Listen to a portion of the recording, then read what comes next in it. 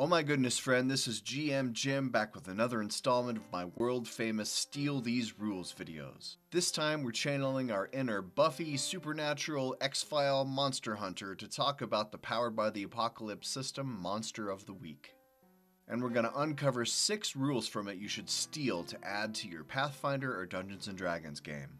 First, let's talk about the team concept. In Monster of the Week, you play as a group called Hunters, who could be monster slayers or monster detectives or some other group that deals with the supernatural in a non-supernatural world. Maybe you're part of a clandestine government organization or an ancient order that wants to protect some kind of magical power that the monsters covet.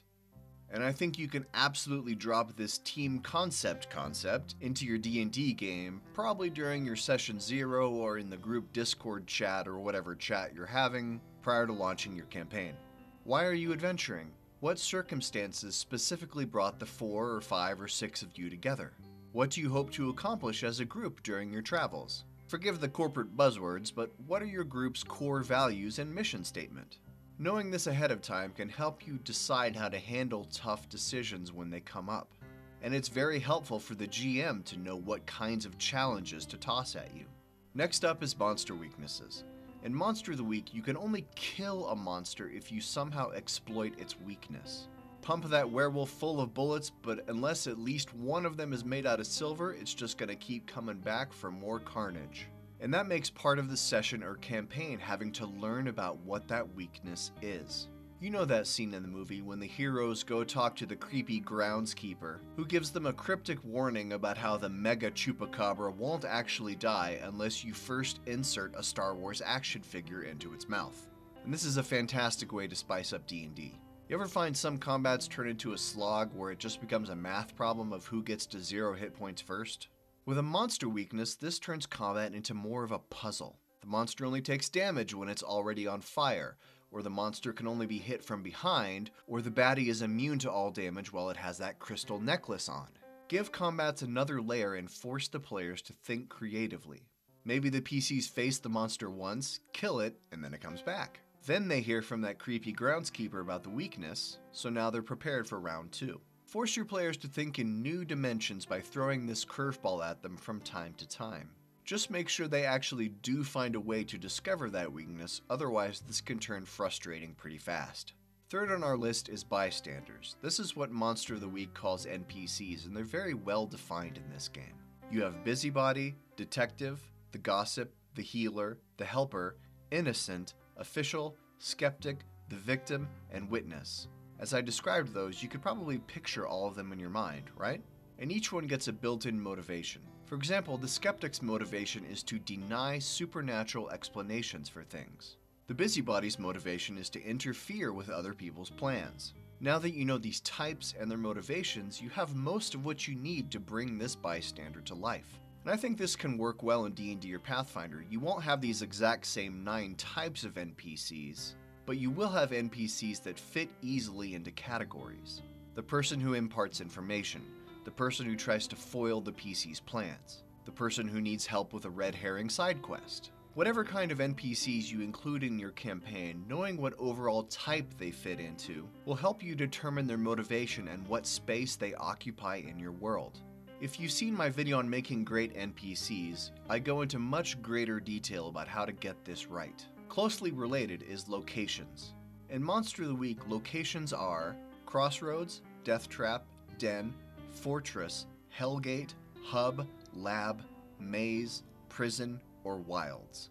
Like bystander types, these location types are basically tags you apply as a shorthand to let you know what a location is for. Say your players decide to delve into a dungeon and you don't have a fleshed out one ready to go.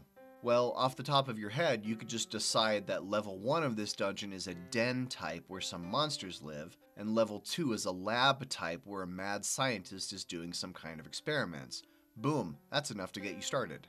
You've got enough mental imagery to get the ball rolling at least. Of course, you'll want to make your own location types for your game, depending on the genre and the type of world you're in. Fifth on our list is the luck counter. Luck is a high-value resource in this game, and once you exhaust it, it's hard or nearly impossible to get it back. You can spend it to do various things like improving a roll, or decreasing a wound, or other special things, and when you run out, it's bad news. The game says when you have marked off all your luck, the keeper is allowed to hit you with more bad stuff. Yikes. Your days are numbered, Hunter. So how would this work in D&D? I think a less severe version could work like the Devil's Bargain from Blades in the Dark. Whenever a roll is important, you could ask for a lucky break to give yourself advantage on the roll. But this means the GM will now make a note, and that instant karma will swing around the other way pretty soon. They will give you disadvantage on an upcoming roll, probably at the worst possible time.